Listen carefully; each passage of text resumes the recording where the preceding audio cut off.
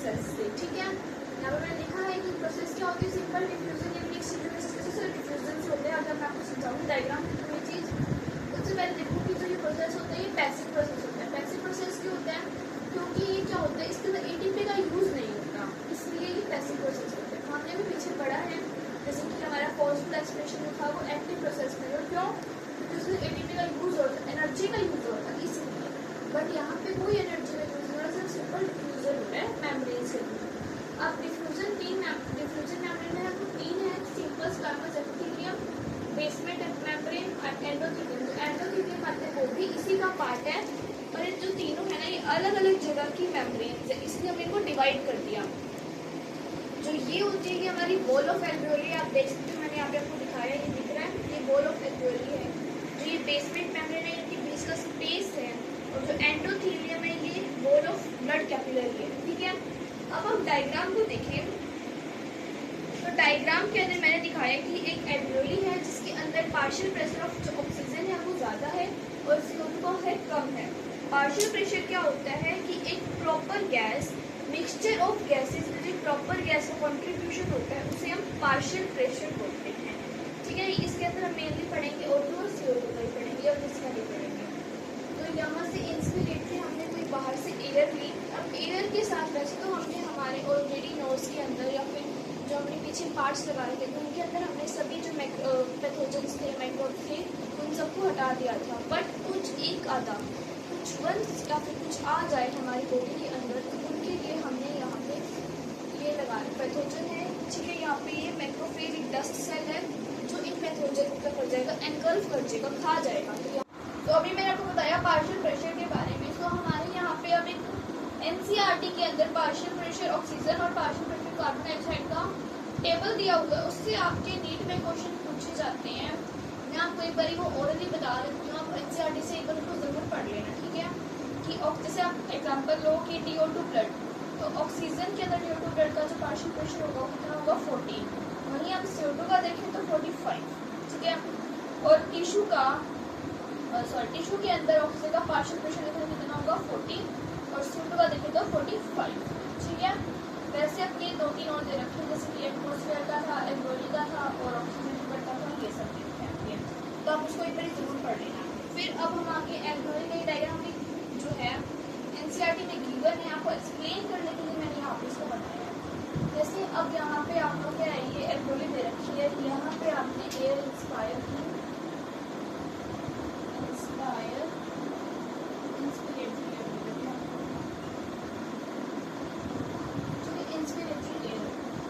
Air का partial pressure जो है एटमॉस्फेयर में कितना है 104 ऑक्सीजन का और 40 जो है वो कार्बन डाइऑक्साइड का है। एल्वेओली के अंदर हम बात करें तो अब ये एल्वेओलर एयर इसके अंदर आई, एल्वेओलर एयर इसके अंदर आई तो मतलब ब्लड कैपिलरी है। तो यहाँ पे DO2 है वो क्या है इधर ज़्यादा है और जैसे O2 क्या है कम है। एक्सचेंज ऑफ गैसेज को जैसे हम चले हैं एक्सचेंज ऑफ गैसेज को यहाँ पे क्या आ रही O2 आई। अब जो O2 है वो पल्मोनरी वेन के थ्रू जिसमें O2 ब्लड होता है, O2 ब्लड जा रहा है, उसका जो पार्शियल प्रेशर है O2 का पल्मोनरी वेन के अंदर कितना है 90 और कार्बन डाइऑक्साइड कितना है 40, 95 है सॉरी और 40। अब वो जो ऑक्सीजन है वो कहाँ जाएगा, लेफ्ट ऑरिकल के अंदर, ऑरिकल के अंदर गया। अब लेफ्ट ऑरिकल से कहाँ जाएगा, लेफ्ट वेंट्रिकल में, फिर लेफ्ट वेंट्रिकल से जो हमारा ऑक्सीजन ब्लड है। तो फ्रेंड्स अब हम पढ़ेंगे ट्रांसपोर्टेशन ऑफ रेस्पिरेटरी गैसेज कि हमारी पूरी बॉडी के अंदर रेस्पिरेटरी गैसेज का ट्रांसपोर्टेशन कैसे होता है। ट्रांसपोर्टेशन कैसे होता है, मेन हमारा मीडियम क्या रहेगा, ब्लड रहेगा, ब्लड के थ्रू ही ट्रांसपोर्टेशन होता है, ठीक है। अब कौन सी गैसेज का होता है O2 और CO2, आपको पता है ये दो मेन गैसेज है हमारी बॉडी की। अब हम देखेंगे सबसे पहले O2 ट्रांसपोर्टेशन कैसे होता है। तो O2 जो है वो 97% RBC से ट्रांसपोर्ट होता है और 3% ब्लड प्लाज्मा के अंदर से ट्रांसफर होता है डिजॉल्व फॉर्म के अंदर, ठीक है। जो ब्लड होता है उसके अंदर RBC बहुत ज़्यादा होती है और उसके RBC के अंदर क्या होता है, रेस्पिरेटरी पिगमेंट होता है जिसका नाम है हीमोग्लोबिन। अब हीमोग्लोबिन क्या है, रेड कलर का है और एक आयरन कंटेनिंग पिगमेंट है, आप सभी ने पढ़ा होगा, कॉम्प्लेक्स पिगमेंट है।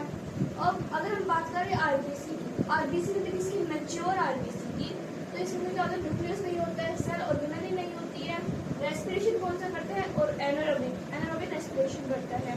एंजाइम कौन सा यूज होता है, है कार्बोनिक एनहाइड्रेस एंजाइम, इसको अपने शॉर्ट में CA भी लिख सकते हैं, इस कार्बोनिक एनहाइड्रेस, ठीक है। अब इसका फंक्शन क्या होता है, ये ऑटो ट्रांसपोर्ट करने में हेल्प करता है। और ये मिलता कहाँ पे है, ज़्यादा कहाँ पे मिलता है, आरबीसी में। इसमें तो आरबीसी में क्या होता है, ज़्यादा ट्रांसपोर्टेशन होती है। और कम कहाँ मिलता है, ब्लड प्लाज्मा में, इसलिए वहाँ पे कम ट्रांसपोर्टेशन होती है, ठीक है। तो अब हम इसमें पढ़ेंगे हीमोग्लोबिन का स्ट्रक्चर। हीमोग्लोबिन जो दो चीज़ों से मिलकर बना होता है, एक तो हेम ग्रुप प्लस दूसरा ग्लोबिन प्रोटीन से। हेम ग्रुप के अंदर क्या होता है, उसका स्ट्रक्चर होता है, ठीक है। हमने यहाँ पे क्या ले लिया, हीमोग्लोबिन का ग्रुप ले लिया, सॉरी हीम का ग्रुप ले लिया। फिर ग्लोबिन प्रोटीन के अंदर क्या होता है, पेप्टाइड चेन होती है 4, 2 अल्फा की 2 बीटा की, और हर एक चेन पर क्या लगा होता है, ऑक्सीजन लगा होता है। तो हम कह सकते हैं कि मैक्सिमम एक हीमोग्लोबिन 4 ऑक्सीजन को कनेक्ट कर सकता है, ठीक है। अब हम देखेंगे association of haemoglobin with O2 कि हीमोग्लोबिन जो है वो O2 के साथ ज्वाइन कैसे होता है। तो क्या होता है, इसमें तो क्या बोलते हैं, ऑक्सीजनेशन बोलते हैं, यानी कि जब हीमोग्लोबिन ऑक्सीजन के साथ ज्वाइन होगा, रिवर्सिबल मैनर में होगा वो, ठीक है, तो उसे हम बोलेंगे ऑक्सी हीमोग्लोबिन। और कहाँ पे होगा, एल्वियोली के अंदर होगा साइड।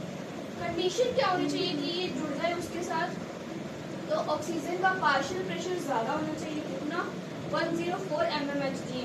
CO2 का कम होना चाहिए, 40 mmHg।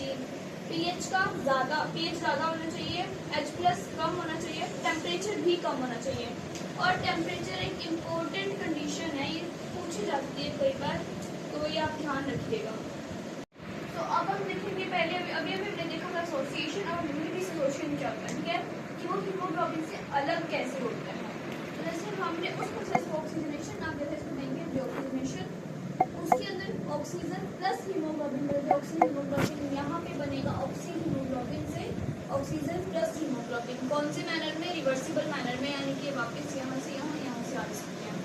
और साइट क्या है इसकी, टिश्यू, वो एल्वियोली से बना था, ये टिश्यू ना के छूटेगा, ठीक है।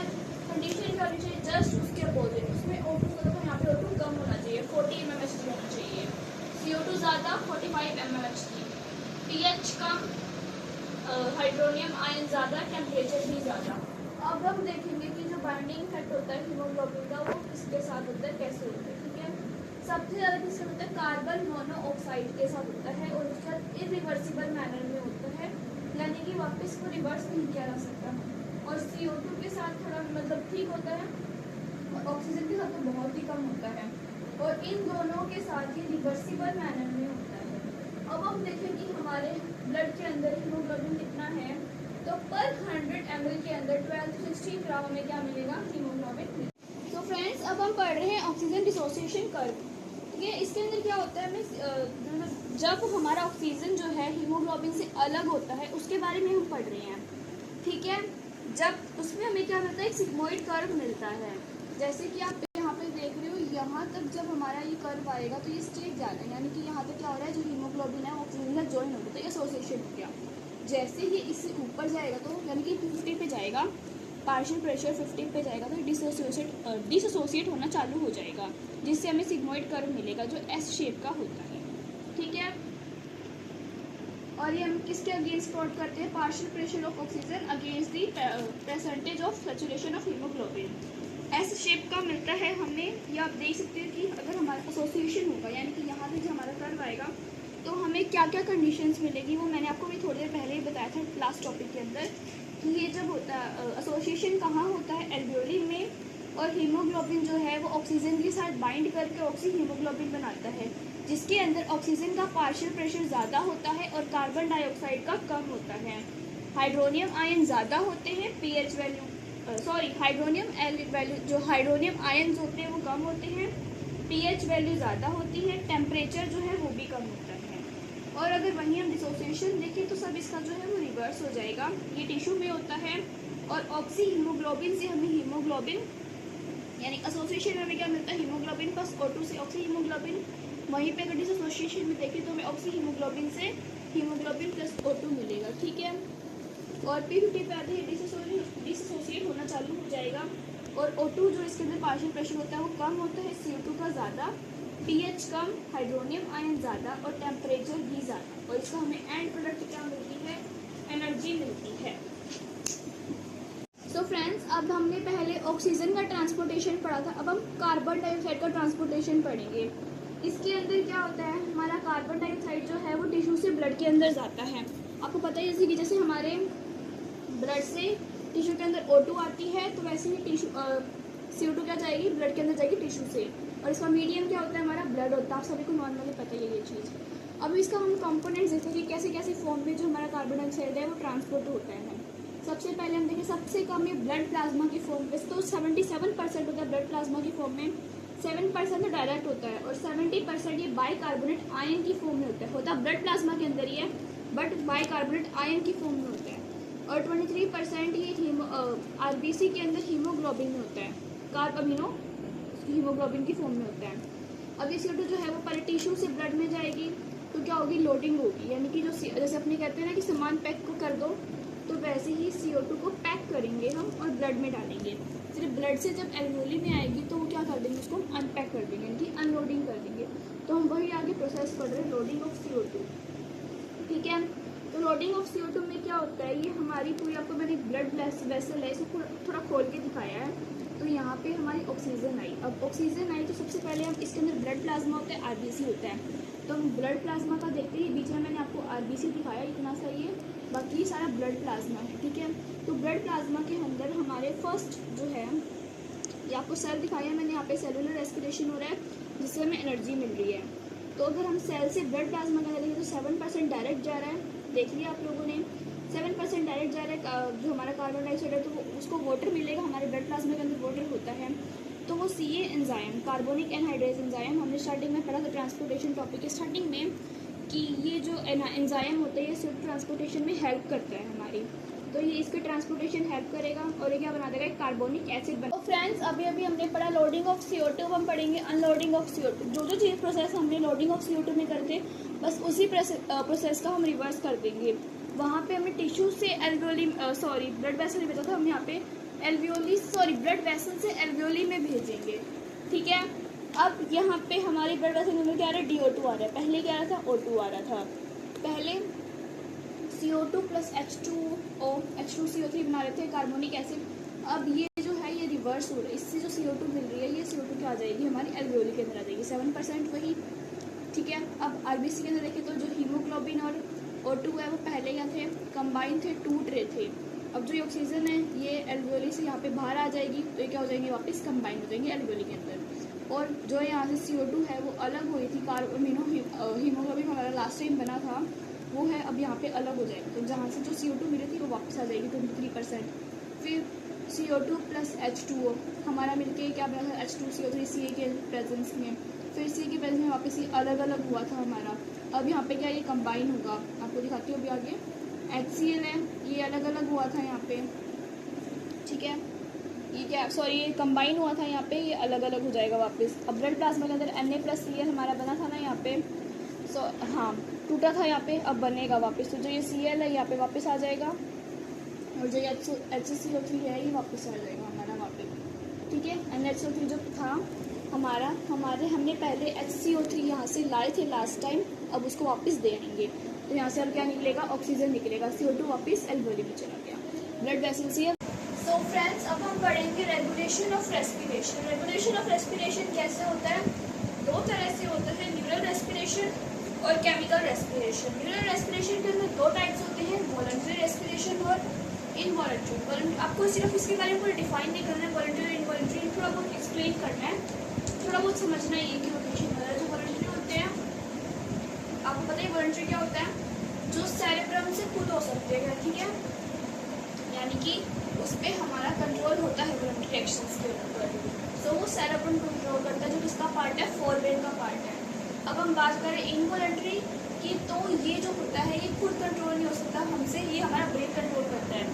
तो कौन करता है ये चीज़, मेडुला ऑब्लिंगेटा प्लस पोन्स, जो किसके पार्ट है, हिंडब्रेन के पार्ट है। इनके अंदर कुछ सेंटर्स होते हैं, वैसे तो दो होते हैं, पर अगर हम मेन की बात करें तो मेन क्या होता है हमारा, रेस्पिरेटरी रिदम सेंटर। दो रेस्पिरेटरी सेंटर होते हैं, रेस्पिरेटरी रिदम सेंटर और न्यूरोलॉजिक सेंटर। जो रेस्पिरेटरी रिदम सेंटर होता है वो हमारा मेन होता है। कैसे, देखो इसकी लोकेशन पूछ जाती है कि कहाँ पे होता है, तो ये का क्वेश्चन है, मेडुला ऑब्लिंगेटा होता है। दो टाइप्स के होते हैं, DRG और DRG। DRG का मतलब है डोर्सल रेस्पिरेटरी ग्रुप। ये क्या होता है, ये डायफ्राम और EICM में कॉन्ट्रैक्शन करवा के क्या करवाता है, इंस्पिरेशन करवाता है, ठीक है। और जो हमारा VRG होता है वो एक्सपिरेशन एरिया में प्रेजेंट होता है। जो नॉर्मल एक्सपिरेशन होगी वो तो अपने आप ही हो जाएगी, जैसे वो मसल जो हमारी कॉन्ट्रैक्ट हुई है पीछे DRG के कारण वो रिलैक्स होगी तो नॉर्मल एक्सपिरेशन तो अपने आप हो जाएगी। बट जो फोर्सफुल एक्सपिरेशन होती है वो कौन कराता है, हमारा VRG कराता है, वेंट्रल रेस्पिरेटरी ग्रुप, ठीक है। यह करवाता है IICM plus abdominal muscle of contraction करवाता है, तो उसका क्या हो जाता है, हमारा फोर्सफुल एक्सपिरेशन हो जाता है। अब हम बात करें न्यूरोटॉक्सिक सेंटर की, तो पॉन्स के अंदर प्रेजेंट होता है ये, और जो ये होता है ये बहुत कम काम करता है। काम कब करता है, हमारे इमरजेंसी कंडीशंस के अंदर। अभी हमने न्यूरल जो रेस्पिरेटरी सिस्टम है वो पढ़ा था, अब हम केमिकल वाला पढ़ेंगे। तो केमिकल के अंदर हमारे दो पार्ट्स आते हैं, सेंट्रल और पेरिफेरल। सेंट्रल के अंदर क्या होता है, हमारे पास एक मेडुला ऑब्लोंगेटा के अंदर कीमोसेंसिटिव एरिया होता है। वो वैसे तो नॉर्मल तो इनएक्टिव होता है, मैंने आपको देखो यहाँ पे दिखाया है कि ये हमारे मेडुला ऑब्लोंगेटा है, यहाँ पे सेरेब्रम आपको नहीं दिखाया है, मेडुला ऑब्लोंगेटा है यहाँ पे, और इसके अंदर हमें यहाँ पे क्या दिखाया हुआ है, कीमोसेंसिटिव एरिया। जो ये एरिया होता है वैसे तो ये नॉर्मली इनएक्टिव होता है, और एक्टिव कब होता है, जब इसके ऊपर सेंसेशन होती है CO2 या फिर H+ आयंस की, तब ये एक्टिव हो जाता है। अब बात करें सेकंड पार्ट की, पेरिफेरल की। जो पेरिफेरल होता है वो एक रिसेप्टर होता है, उसका कीमोसेंसिटिव रिसेप्टर। दो पार्ट से इसकी कैरोटिड आर्टरी जो नेक पार्ट के अंदर होती है वो O2 ब्लड को ब्रेन के अंदर लेके जाती है। हमारे ब्रेन को जो ब्लड की जरूरत है ना, ऑक्सीजनेटेड ब्लड की, तो उसको कैरोटिड आर्टरी लेके आती है, ठीक है। और आयोटिक आर्ट क्या होती है, जिसके अंदर एट्रियल ब्लड होता है, CO2+। अभी देखो ये जो है CO2 और H+ आयंस इसमें ज़्यादा हो गए, ये O2 ब्लड में जाएगी। O2 ब्लड कहाँ जाएगा, कैरोटिड आर्टरी से ब्रेन के अंदर। इसका अगर हम पूरा एक सिस्टम देखें तो हम देख सकते हैं कि ये जो रिसेप्टर आएंगे इस पर ये एक्टिव होगा, ठीक है। ये रिसेप्टर एक्टिव हुआ, ये सिग्नल भेजेगा किसको, कीमोसेंसिटिव एरिया को।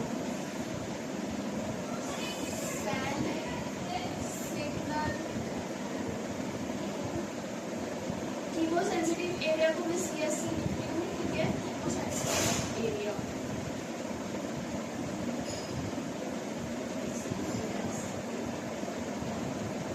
Chemosensitive area. अब ये क्या करेगा, RRC के पास जाएगा। सो अब हमारा इस चैप्टर का लास्ट टॉपिक है रेस्पिरेटरी डिसऑर्डर और उनकी टर्म्स। सबसे पहले हम डिसऑर्डर्स की बात करते तो हमारी NCERT जो है इसमें फर्स्ट 3 गिवन है, अस्थमा, एम्फाइसमिया और ORD।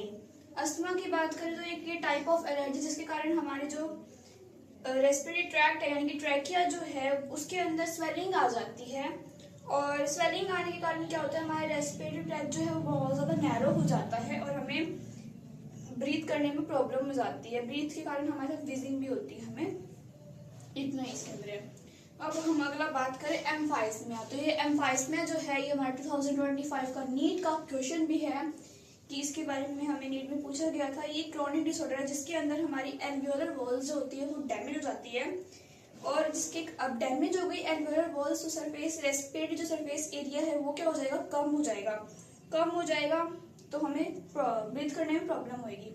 और इसका मेजर कॉज हम देखें तो क्या होता है, सिगरेट स्मोकिंग। हम सीधा स्मोकिंग भी लिख सकते हैं इसके अंदर, स्मोकिंग होता है इसका मेन जो हमारा कॉज होता है स्मोकिंग, ठीक है। और लास्ट हमारा NCERT के अकॉर्डिंग देखें तो ORD क्या होता है, जो कुछ इंडस्ट्रीज में स्पेशल मतलब कुछ काम होता है जैसे कि ग्राइंडिंग करना या फिर स्टोन ब्रेकिंग करना, जिसके कारण बहुत ज़्यादा जो डस्ट होती है वो प्रोड्यूस होती है। आपकी NCERT की लाइन है ये जो मैं बता रही हूँ आपको, तो जिसके कारण डस्ट प्रोड्यूस होती है और हमारा जो बॉडी का मैकेनिज्म है वो फुली कॉप विद सिचुएशंस, ठीक है। Long exposure can give rise to information, और काफ़ी टाइम तक जो वर्कर्स हैं वो ध्यान नहीं देते तो उसके कारण क्या होता है, बॉडी के अंदर फाइब्रोसिस हो जाता है, यानी कि हमारी फाइब्रस टिश्यू के अंदर प्रोलिफरेशन हो जाता है। प्रोलिफरेशन यानी कि जो पार्टिकल्स है वो जमा होने लग जाते हैं, जिसके कारण हमारे लंग के अंदर सीरियस डैमेज हो सकता है। और इस चक्कर में जो इस इंडस्ट्रीज में वर्कर